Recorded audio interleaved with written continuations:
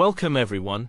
Today we're going deep into bipolar affective disorder, not just the basics, but the full classification story, from where the diagnosis came from, to how ICD-11 and DSM-5 define it right now. Let's go back to 1899. Emil Kraepelin, the father of modern psychiatric classification, was the first person to recognize that mania and depression weren't two separate diseases. They were two poles of the same illness. He called it manic-depressive insanity. His genius insight was the course. These patients had episodes, but between episodes they actually recovered.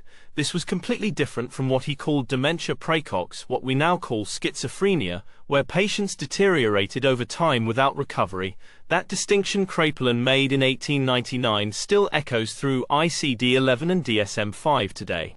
So Kraepelin lumped everything together, which was revolutionary for 1899. But by the 1950s and 60s, psychiatrists started noticing something important. Some patients only ever had depression, never mania. And when you looked at their families, the pattern was different too.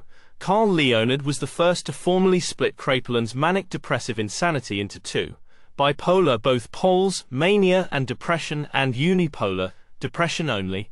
Then Angst and Paris confirmed this with family studies showing that these two conditions really did breed separately in families.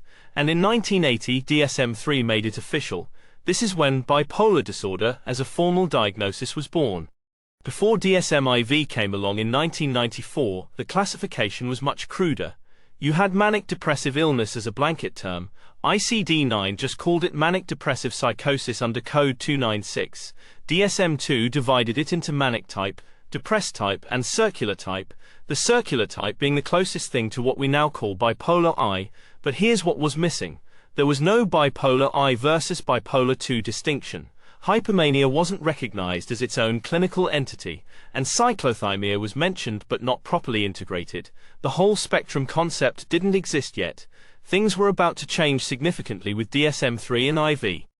DSM-IV, published in 1994, was a game-changer for bipolar classification.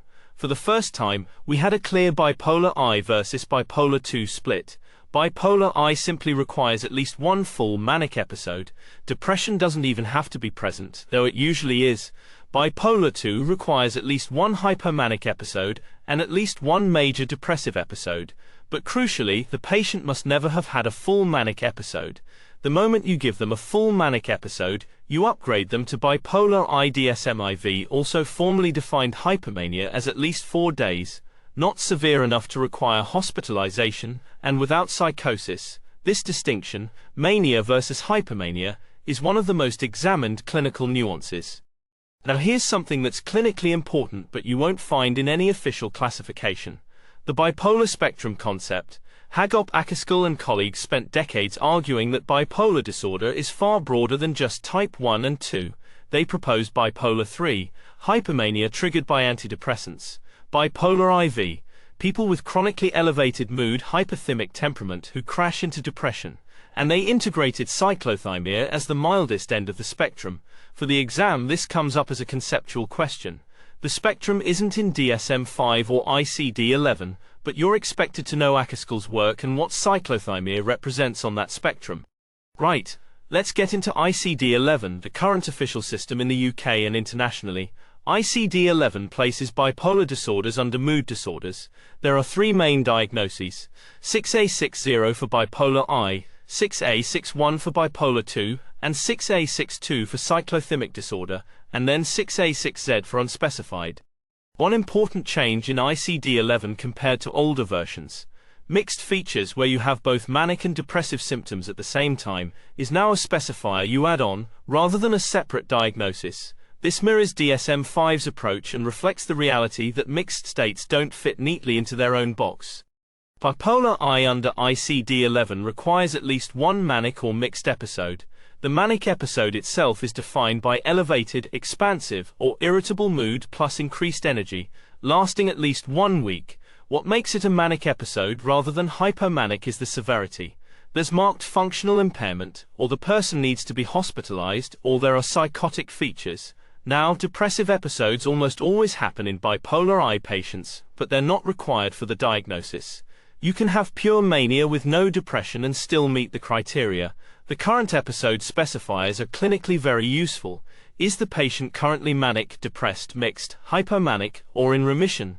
And then you can add severity, mild, moderate, severe, or with psychotic symptoms. Bipolar II 6A61 in ICD-11 is often misunderstood as mild bipolar I. That's wrong, and it comes up in exams. Bipolar II is not milder. These patients often suffer more than bipolar I patients because they spend far more time depressed. The diagnosis requires at least one hypomanic episode and at least one major depressive episode, and crucially, they must never have had a full manic episode. Hypomania lasts at least 4 days. The mood is elevated or irritable, there's increased energy, but it's not severe enough to cause major functional impairment or require hospitalization, and there's no psychosis. The burden for bipolar II patients is usually in the depression, not the highs. Cyclothymia 6A62 is the mildest end of the bipolar spectrum. These patients have chronic mood instability. They swing between low-grade depressive symptoms and hypomanic symptoms, but crucially, they never meet the full criteria for a hypomanic episode or a major depressive episode. It has to last at least 2 years, with symptoms present more than half the time and never absent for more than 2 months. Clinically, these patients are hard to recognize because they're often described as moody, temperamental, or difficult, not psychiatrically unwell. Now, ICD-11 adds several important specifiers that apply across bipolar diagnoses: mixed features, rapid cycling, which is 4 or more episodes per year, and current episode type and severity. DSM-5 gave bipolar disorders their own standalone chapter, placed deliberately between schizophrenia spectrum disorders and depressive disorders, which itself reflects the conceptual position of bipolar as a bridge between psychosis and mood disorders.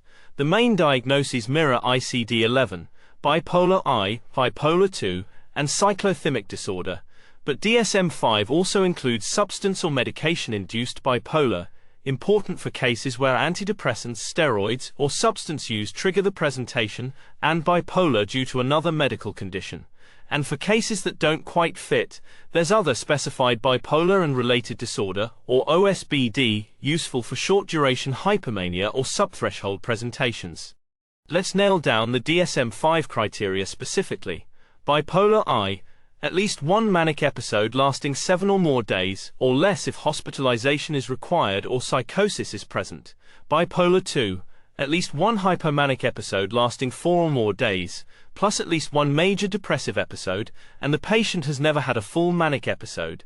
Cyclothymia, 2 years or 1 year in children, of hypomanic and depressive symptoms that don't meet full episode criteria. 2 really important DSM-5 additions: the mixed features specifier, which applies when there are at least 3 symptoms of the opposite pole during an episode, and the anxious distress specifier, new in DSM-5, which you can add to any bipolar diagnosis and rate from mild to severe. This was added because anxiety dramatically changes prognosis and treatment planning. Comparing ICD-11 and DSM-5 for bipolar, the core architecture is very similar. Both have bipolar I-II and cyclothymia as the 3 main diagnoses. Both use mixed features and rapid cycling as specifiers rather than separate diagnoses. The key difference is to know: DSM-5 has the anxious distress specifier that ICD-11 doesn't formally include. DSM-5's mixed features specifier specifically excludes symptoms caused by antidepressants or stimulants. ICD-11 is less prescriptive here. And ICD-11's dimensional approach means it's more flexible for coding complex presentations. For PLAB and MRCPsych, you'll mostly use ICD-11 in the UK context. For USMLE, it's DSM-5. For MRCPsych theory papers, no both. So look at this image. I want you to really take it in for a second. On the left, you've got ICD-11, the WHO system used in the UK and internationally. 3 diagnoses: 6A60, 6A61, 6A62. Bipolar I, Bipolar II, Cyclothymia, clean, coded. That's your NHS system. On the right, DSM-5, the American system. Same 3 core diagnoses but presented categorically rather than dimensionally. Bipolar I, Bipolar II, Cyclothymia. Now look at the center. What's floating between them? Mixed features and rapid cycling. Because both systems agree on this, these are specifiers, not separate diagnoses. You don't diagnose someone with rapid cycling disorder.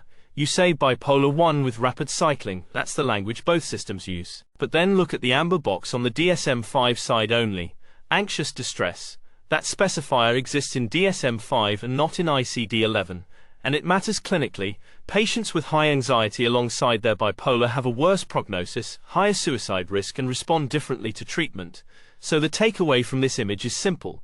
The architecture is the same, the codes are different, and DSM-5 adds one extra layer, anxious distress, that ICD-11 doesn't formally name. For MRCPsych, know both sides of this image. For USMLE, focus on the right. For PLAB, the left is your world. Right, let's land this plane. 5 things you must know cold. 1. The history. Kraepelin unified, Leonid split. That's your foundation. 2. Bipolar 1 is defined by mania, not depression. One manic episode and you're bipolar I forever.